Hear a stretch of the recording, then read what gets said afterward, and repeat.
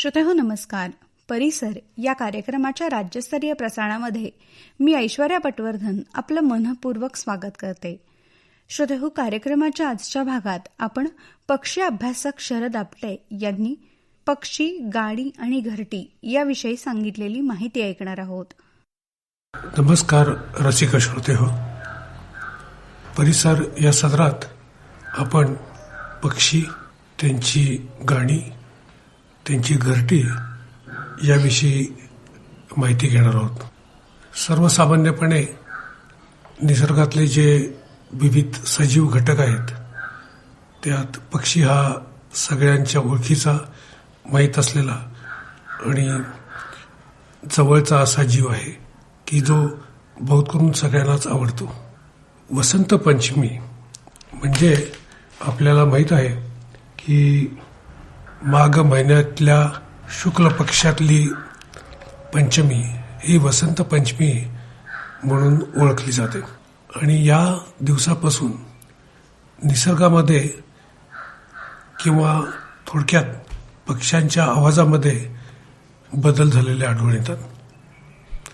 एरवी हा शांत असलेला परिसर पक्ष्यांच्या गाण्यांनी भरून जाऊ लागतो. त्याच वेळा निसर्गामध्ये एक वेगळीच रंगपंचमी चालू असते.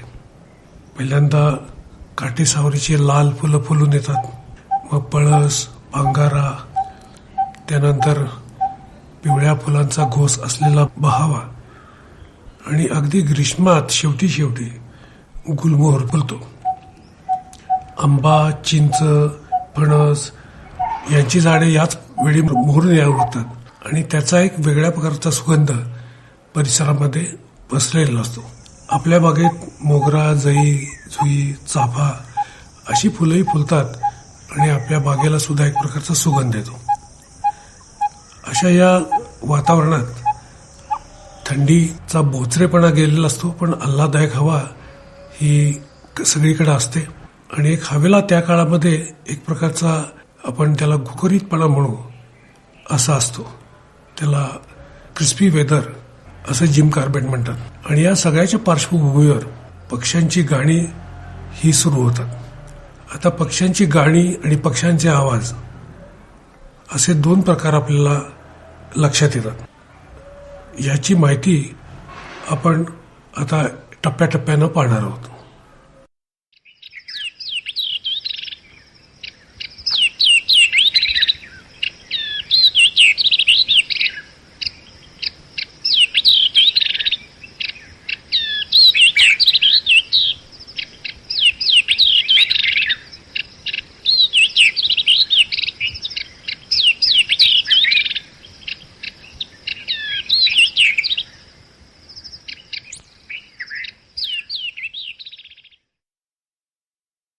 श्रोतेहो, परिसर या कार्यक्रमामध्ये आत्ताच आपण पक्षी अभ्यासक शरद आपटे यांनी पक्ष्यांविषयी सांगितलेली माहिती ऐकली. कार्यक्रमाची वेळ आता संपत येते, तेव्हा या कार्यक्रमाचे सादरकर्ते श्रीनिवास दरंडीकर यांच्यासोबत मला ऐश्वर्या पटवर्धनला निरोप द्या. ही हीरक महोत्सवी आकाशवाणी सांगली केंद्राची निर्मिती होती.